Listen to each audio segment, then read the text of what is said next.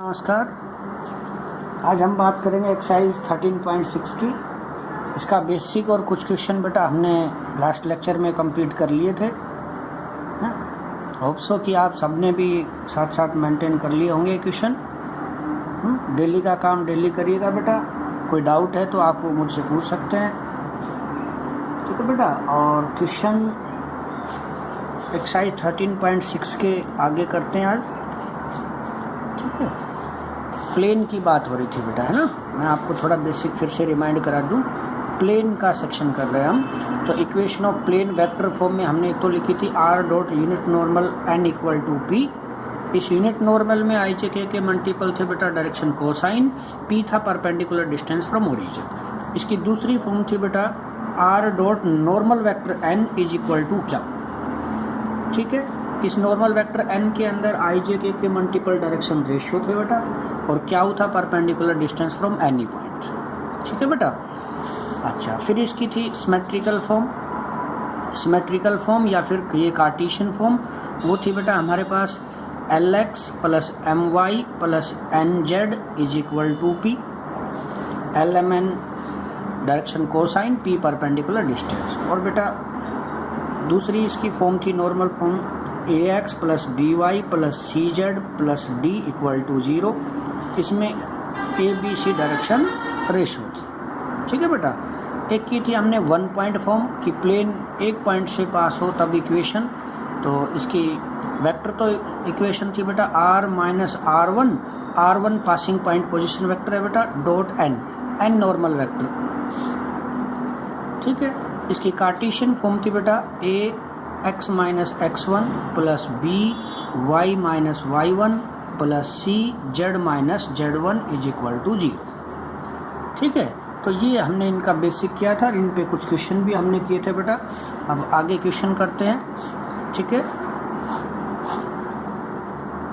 Question है बेटा find the vector equation of plane which is at a distance of 5 unit from the origin and has -1 2 2 as the direction ratio of a normal to it, ठीक है।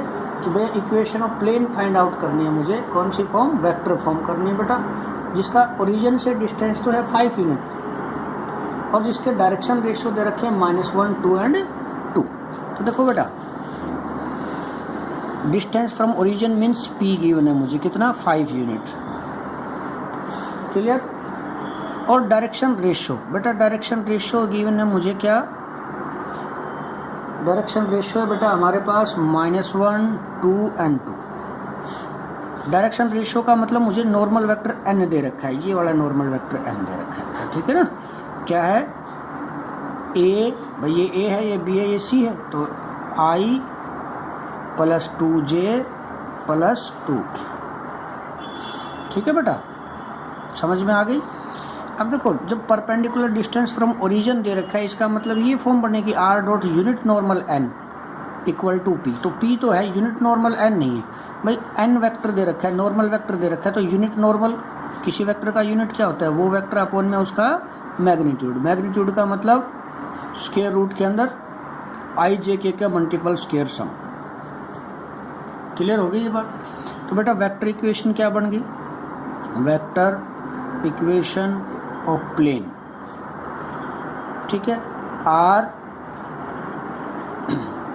Dot n unit normal n क्या है हमारे पास, -i plus 2j plus 2k divided by 3 is equal to p है 5। ये 3 इधर आकर आप मल्टीप्लाई कर सकते हैं, ठीक है बेटा। चलिए नेक्स्ट क्वेश्चन है बच्चे।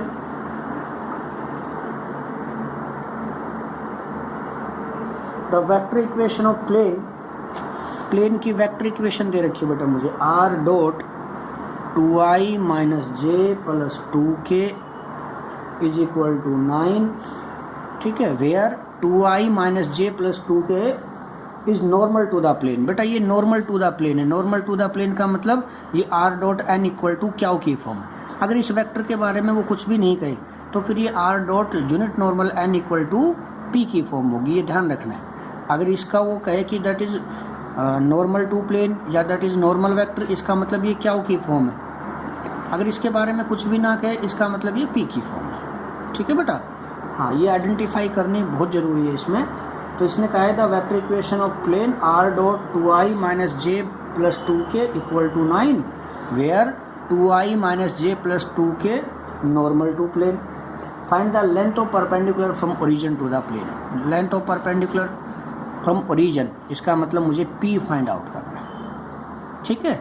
और p फाइंड आउट करने का मतलब है कि मुझे ये वाली फॉर्म पहले बनानी होगी। ये फॉर्म का मतलब कि ये नॉर्मल वेक्टर n है, इसको यूनिट नॉर्मल बनाए। तो क्या करेंगे, p के लिए डिवाइड करेंगे बेटा, डिवाइडिंग बाई जो भी ये नॉर्मल वेक्टर है इसके मैग्नीट्यूड से, मॉडुलस से। तो मैग्नीट्यूड i j k के मल्टीपल स्क्वायर सब मतलब 3 से ऑन बोथ साइड। तो ये आ गया बेटा r डॉट 3 से बोथ साइड डिवाइड कर देंगे, मतलब जो n वेक्टर है, नॉर्मल वेक्टर n है, उसके मैग्नीट्यूड से डिवाइड कर देंगे, ठीक है। अब ये कौन सी फॉर्म आ गई हमारे पास, r dot unit normal n is equal to p की फॉर्म है बेटा। समझ में आई ये बात, ठीक है। तो देखो यहाँ p तो हो गया परपेंडिकुलर डिस्टेंस फ्रॉम ओरिजिन 3। मुझसे डायरेक्शन रेशो डायरेक्शन कोसाइन पूछ ले इसमें।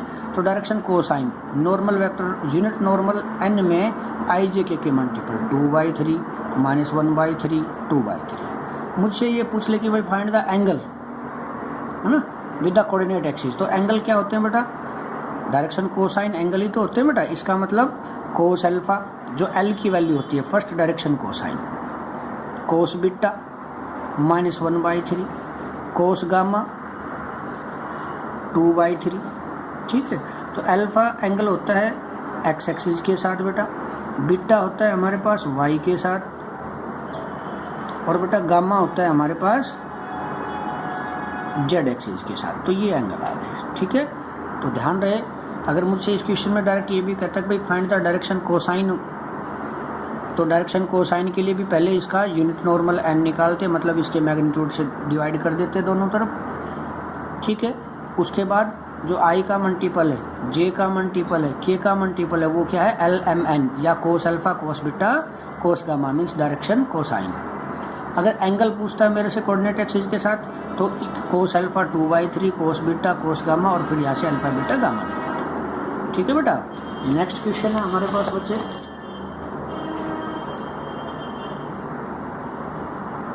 अच्छा नेक्स्ट डायरेक्शन कोसाइन का है बेटा। डायरेक्शन कोसाइन मैंने आपको बता दिए हैं, ठीक है। Question next, reduce the equation of plane to the normal form. Normal form में कन्वर्ट करना है, इसका मतलब उसके मैग्नीट्यूड से हम बोथ साइड डिवाइड कर देंगे, वो नॉर्मल फॉर्म। ये क्या है ना बेटा, इसकी नॉर्मल फॉर्म मैग्नीट्यूड से डिवाइड, ठीक है। Length of perpendicular from origin, भाई ये जो राइट साइड में आएगा डिवाइड करने के बाद वो, ठीक है। डायरेक्शन कोसाइन ये, ठीक है। तो नेक्स्ट क्वेश्चन भी यही है। उससे next question, find the coordinate of foot of perpendicular drawn from origin. Foot of perpendicular उसके कोऑर्डिनेट चाहिए, कहाँ से ड्रॉन किया गया बेटा, ओरिजिन से टू द प्लेन, ठीक है, प्लेन से। तो ये हमने किया, हमने फुट ऑफ परपेंडिकुलर के और भी क्वेश्चन आएंगे, एक साथ ही कर देंगे सारे बेटा, ठीक है। अभी इसको छोड़ देते हैं, नेक्स्ट करें।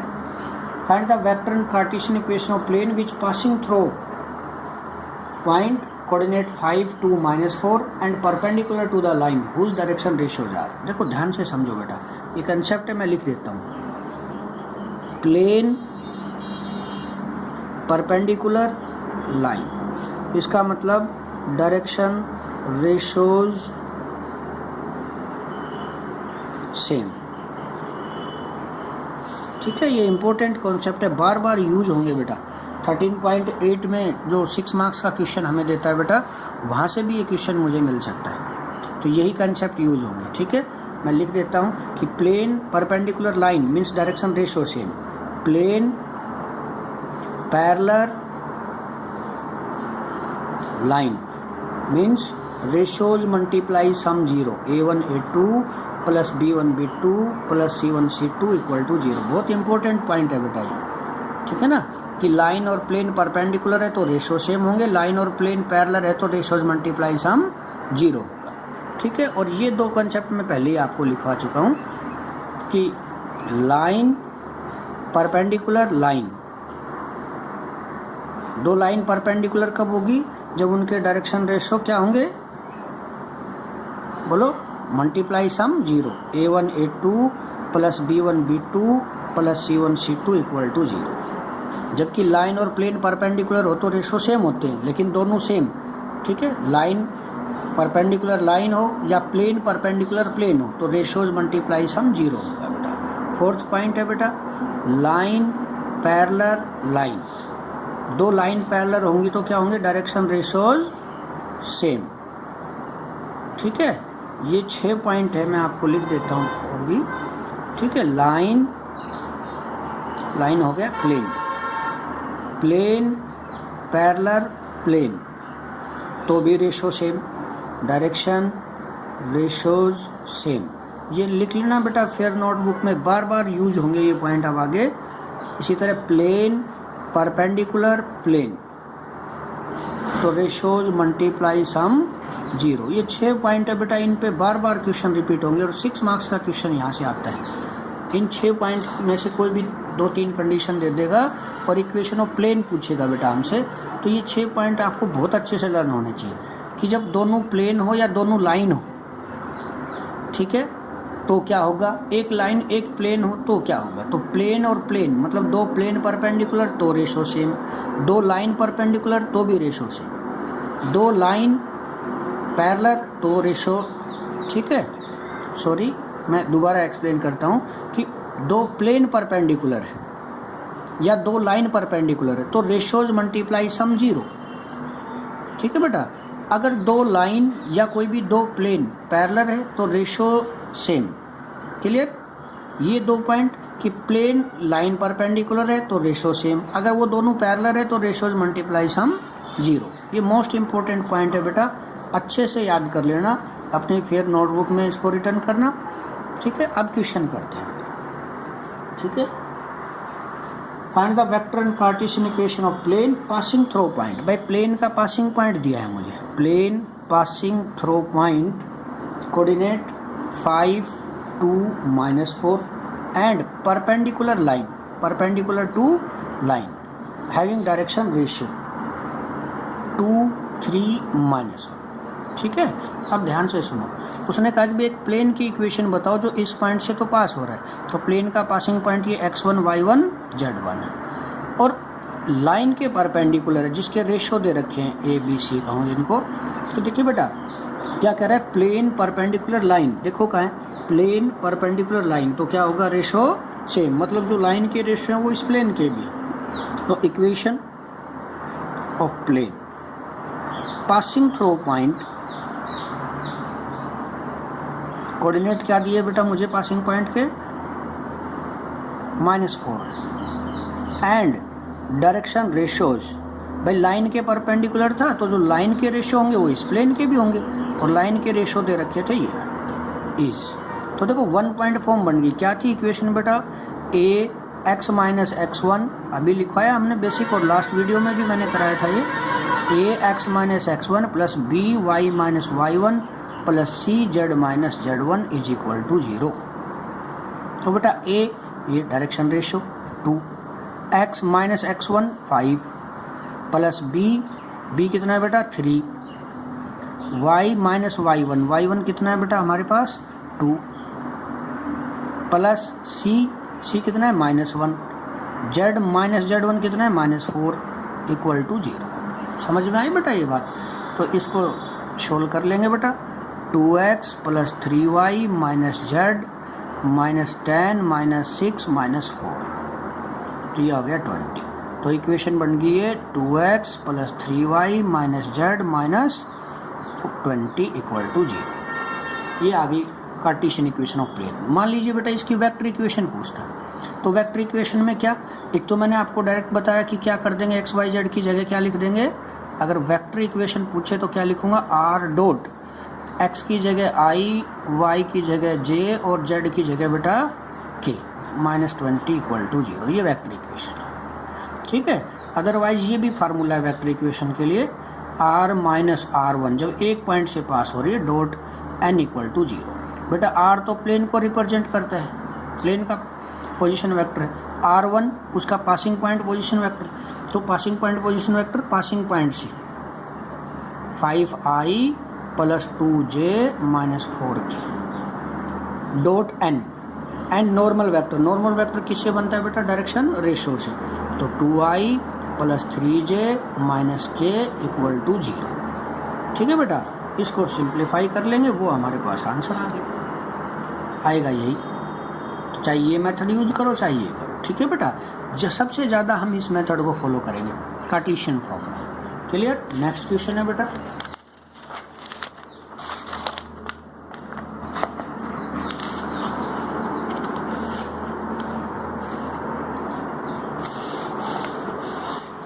Next question 10, find the vector in Cartesian equation. Same question है भाई, पासिंग पॉइंट दे रखा है मुझे, ठीक है, पासिंग पॉइंट कोऑर्डिनेट 2, 3, 5 और परपेंडिकुलर टू वेक्टर। बेटा परपेंडिकुलर टू वेक्टर का मतलब नॉर्मल वेक्टर n दे रखा है, या ये कहूँ कि i j k के मल्टीपल क्या है यहाँ पे, डायरेक्शन रेशियोज।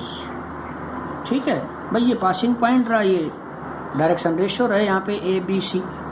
तो इक्वेशन क्या बनेगी बेटा, वही a x minus x1 plus b y minus y1 plus c z minus z1 plus minus कर लेंगे बेटा, अपना आंसर आ जाएगा। ठीक है। नेक्स्ट क्वेश्चन बेटा, अब ये रिपीट हो रहे हैं, मैं एक्सप्लेन कर रहा हूँ, आप अच्छे से समझिएगा। Find the equation of plane passing through point. वही एक पासिंग पॉइंट दिया है भाई, एक तो दिया मुझे पासिंग पॉइंट कोऑर्डिनेट है 3, -1, 2 एंड परपेंडिकुलर टू लाइन, एक लाइन के परपेंडिकुलर है जो 2 पॉइंट से बनी है। एक ए पॉइंट दे रखा है बेटा परपेंडिकुलर टू लाइन, मान लो ये लाइन है, कौन सी लाइन दे रखी है, A B.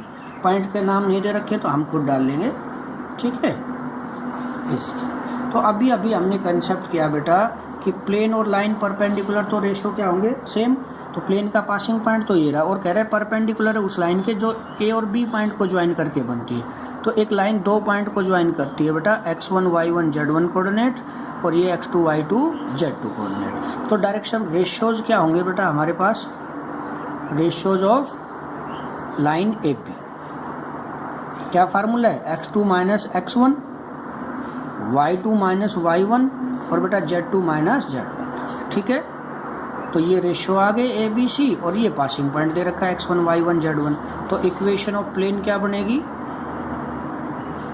A x minus x1 plus B y minus y1 plus C कितना बेटा 8, z minus z1 equal to 0। Answer आ गया, समझ में आ गई मेरी बात। ठीक है। नेक्स्ट क्वेश्चन है बेटा हमारे पास, ठीक है, वो भी वही परपेंडिकुलर दे रखा है। अच्छा, next the position vector of 2 point A and B. A और बी 2 पॉइंट है, उनके पोजीशन वेक्टर दे रखे हैं, मतलब जैसे ये दे रखे हैं। ठीक है। Find the vector equation of plane. भाई बी से पास हो रहा है और ए बी के परपेंडिकुलर। भाई बी से पास हो रहा है, इसका मतलब ये तो इक्वेशन ऑफ प्लेन के लिए पासिंग पॉइंट का काम करेगा, x1 y1 z1, और ए बी के परपेंडिकुलर, तो इस तरह रेशियो निकाल के, मतलब सेम ये क्वेश्चन है।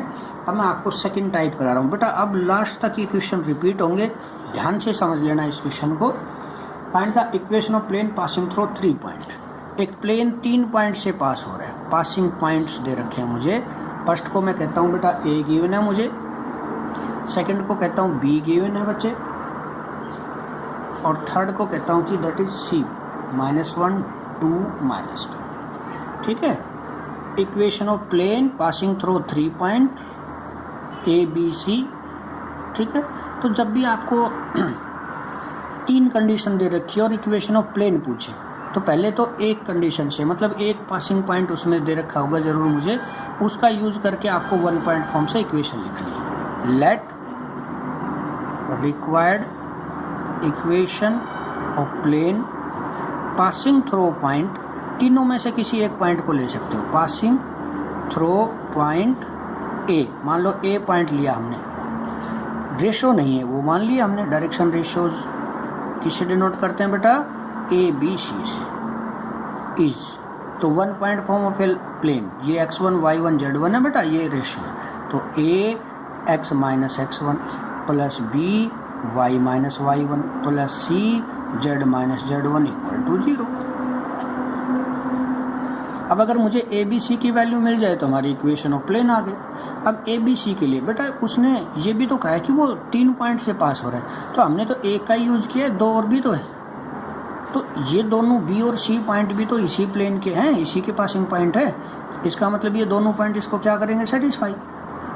Which is also passing through point, which is also passing through point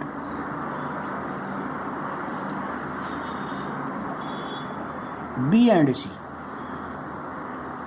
B and C, तो -1 2 -2 then must be satisfy, must be satisfying। तो देखो बेटा एक बार ये एक्स वाई जेड की जगह रखूंगा, एक बार ये रखूंगा, तो ये एक्स ये वाई ये जेड, तो ए एक्स 1 है बेटा, ठीक है, प्लस बी 1 है भैया, सॉरी वाई 1 है भैया, प्लस सी इंटू जेड 2 है, ठीक है ना, तो इक्वल टू 0। तो इक्वेशन बन गई बेटा ए प्लस 0 बी, ठीक है, ये तो कट जाएगा, प्लस सी इक्वल टू 0, एक इक्वेशन। दूसरी, अब सी पॉइंट के कोऑर्डिनेट रखूंगा x -1, तो क्या बनेगी बेटा -a, ठीक है, प्लस b इंटू वाई की वैल्यू है 2, सी जेड की वैल्यू है बेटा -2 इक्वल टू 0। सोल्व करिए बेटा, तो -a plus b -3c equal to 0। समझ में आई, ठीक है ना, कि भाई ये x y z की जगह पुट किया मैंने, x -1 y 2 और z -2, ठीक है, ये बना। ए बी सी में 2 इक्वेशन बन गई, तो बाई क्रॉस मल्टीप्लिकेशन सोल्व करेंगे, ठीक है, इन दोनों को सोल्व करें बाई क्रॉस, तो a अपॉन बेटा ये गायब हो गया, तो ये 0 -1, b अपॉन, अब ये गायब, ठीक है, सेकंड के लिए माइनस ले लेते, ये कैंसिल, -3 + 1, c अपॉन बेटा ये गायब, तो ये 1 - 0, ठीक है ना। तो देखिए बेटा यहाँ पे क्या आ गया मेरे पास, sorry, a upon -1, b upon -2, minus से माइनस कट गया बेटा 2, और c अपॉन 1, ठीक है। अब इसको लेट कर लेंगे बेटा, ठीक है, इसको लेट करें कि ये किसके इक्वल है, let this will be equal to any scalar के, तो ये a आ गया -k, a आ गया -k, बेटा b आ गया 2k, और c आ गया k, and put in first, मुझे ए बी सी चाहिए था। समझ में आई बात, ठीक है, मैं फिर से एक्सप्लेन कर रहा हूँ, समझिए बेटा। उसने मुझसे कहा था बेटा equation of plane find out करो जो 3 पॉइंट से पास हो रहे हैं, तो पहले एक पॉइंट का यूज करके हम 1 पॉइंट फॉर्म के फार्मूले से इक्वेशन मान लेंगे। बी और सी भी इसी के पासिंग पॉइंट है, तो ये दोनों इसको सेटिस्फाई करेंगे। तो ए बी सी में 2 इक्वेशन, इन दोनों को क्रॉस से सोल्व करिएगा, ठीक है, उस जो भी आया उसको इक्वल टू किसी स्केलर के रखिएगा। तो यहाँ से ए बी सी की वैल्यू आ गई, ए बी सी की वैल्यू फर्स्ट में पुट कर देंगे, वही रिक्वायर्ड इक्वेशन ऑफ प्लेन। समझ में आया बेटा? अच्छा, तो इसके ये क्वेश्चन आपके 13, 14 ये सब वही है, आपके 15 भी वही है, तो आपके 15 तक इसके क्वेश्चन करने। लास्ट का एक क्वेश्चन बच गया, वो मैं आपको कराऊंगा, ठीक है। एक पॉइंट है कि भाई पॉइंट्स आर कोप्लेनर, तो पॉइंट्स आर कोप्लेनर का मतलब क्या करेंगे बेटा, 4 पॉइंट दे रखे होंगे, ए बी सी, एक डी और दे रखा होगा, तो पहले तो इन 3 पॉइंट का यूज करके ऐसे इक्वेशन ऑफ प्लेन बना लेंगे बेटा। जो 4th पॉइंट बच गया वो इस प्लेन को अगर सेटिस्फाई करे तो हम कहेंगे points are coplanar, otherwise not coplanar, ठीक है। तो मेरी तरफ से 1-2 क्वेश्चन इस एक्सरसाइज में बचे हैं बेटा, वो नेक्स्ट वीडियो में करेंगे। यहाँ तक काम करिएगा बेटा, थैंक यू।